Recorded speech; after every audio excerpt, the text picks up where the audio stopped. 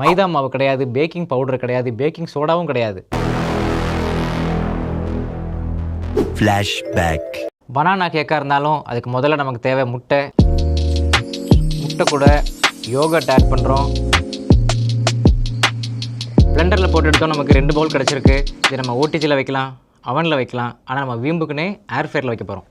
எல்லோரும் பயப்படுறதுக்கு காரணம் இந்த டெஃப்லான் தான். இந்த டெஃப்லான் 260 டிகிரி வரைக்கும் ஸ்டேபிளாக இருக்கும். 300 டிகிரிக்கு மேலே போனால் தான் உருக ஆரம்பிக்கும். பெரும்பாலான ஏர் ஃபயரில் பார்த்தீங்கன்னா மேக்ஸிமம் டெம்பரேச்சரே 200 டிகிரி தான். இந்த டெஃப்லானே இப்போ அவுடேட் ஆகிடுச்சு. இப்போ வரக்கூடிய லேட்டஸ்ட் ஏர் ஃபயர் மாடல்லாம் செராமிக் ஏர் ஃபயர் வந்துருச்சு, ஸ்டெயின்லெஸ் ஸ்டீல் ஏர் ஃபயர் வந்துருச்சு. இன்னொன்று சொல்ல மறந்துட்டேன், இப்போ நான் வச்சிருக்கிறது ஃபிலிப்ஸ் ஏர் ஃபயர். இந்த ஏர் ஃபயருக்கும் எனக்கு எந்த சம்மந்தமும் கிடையாது. இதுக்கு விளம்பரம் பண்ணவங்கலாம் அமிதாப் பச்சன், சச்சின் டெண்டுல்கர் போன்ற ஜாம்பவான்கள். அந்தளவுக்கு நான் இன்னும் வளரல இதுக்கு ப்ரொமோட் பண்ணுற அளவுக்கு. மோரோவர் நீங்கள் ஏர் ஃபயர் வாங்கினாலும் சரி வாங்கலனாலும் சரி எனக்கு எந்த லாபமும் நஷ்டமும் கிடையாது. ஒரு நல்ல பொருளை பற்றி மக்கள் தேவையெல்லாம் பயப்படுறாங்களே அப்படிங்கிறதுக்காக நான் கிளாரிஃபிகேஷன் கொடுக்குறேன். இந்த ஏர் ஃபயருக்குள்ளேயே நம்ம இந்த போரோ சிலிகேட் கிளாஸோடு தான் வைக்க போகிறோம். இதை நம்ம 170 டிகிரி செல்சியஸில் 15 நிமிஷம் வச்சுட்டு எடுக்க போகிறோம். பார்ப்போம் கேக் எப்படி வருதுன்னு. கேக் வாசம் சூப்பராக இருக்குது. சுற்றாமல் இருக்கிறதுக்காக இதை வச்சுட்டு எடுப்போம். ஏன்னா கிளாஸாக இருந்தாலும் இங்கே பாருங்கள், கேக் அப்படி கேக் மாதிரியே இருக்குது, சூப்பராக இருக்குது. ஆறுனதுக்கப்புறம் நம்ம ஹாப்பியாக சாப்பிட்ருவோம்.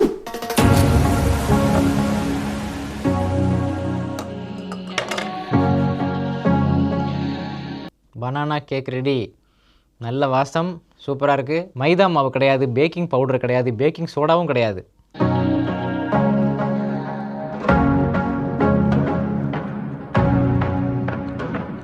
ரெண்டாவது முக்கியமான காரணம் உங்கள் ஏர் ஃபயரை பார்த்து பயமுறுத்துறது. அக்ரிலமைட் ஃபார்ம் ஆகிடும், அக்ரிலமைட் யூஸ் பண்ணால் கேன்சர் வரும் அப்படிம்பாங்க. அக்ரிலமைட் சிக்கன், மட்டன், மீன், ஃபிஷ், பன்னீர் இதெல்லாம் ஃபார்ம் ஆகாது, வாய்ப்பே கிடையாது. கோதுமை பிரெட், உருளைக்கிழங்கு சிப்ஸ், காஃபி பீன்ஸ் இதெல்லாம் வறுத்தா தான் அக்ரிலமைட் ஃபார்ம் ஆகும். உருளைக்கிழங்கு சிப்ஸ் எல்லாம் நம்ம எண்ணெயில் போட்டு பொரிச்சாலும் அக்ரிலமைட் ஃபார்ம் ஆக தான் செய்யும். மாடர்ன் மெடிசின், மாடர்ன் எக்யூப்மெண்ட்ஸ் இதுக்கு எதிராக பேசுகிறவங்க எல்லாருமே இப்படி தான் டார்கெட் பண்ணி ஃபியர் மாங்கரிங் பண்ணிகிட்டே இருப்பாங்க. வீட்டில் ஒய்ஃபை மோடம் யூஸ் பண்ணீங்க அப்படின்னா பிரெயினில் கேன்சர் வரும் அப்படிம்பாங்க.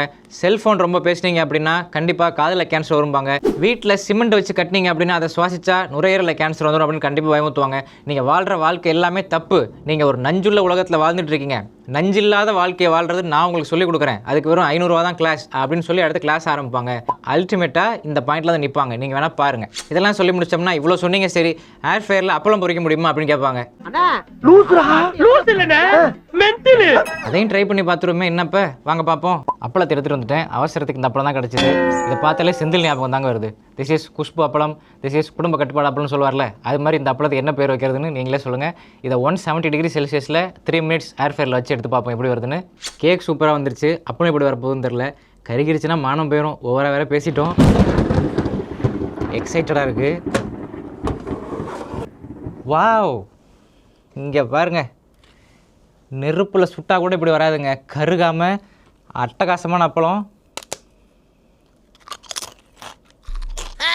உலகத்திலேயே ஏர் ஃப்ரையரில் அப்பளம் சுட்ட கரகாட்ட கோஷ்டி நம்ம கோஷ்டியாக தான் இருப்போம்.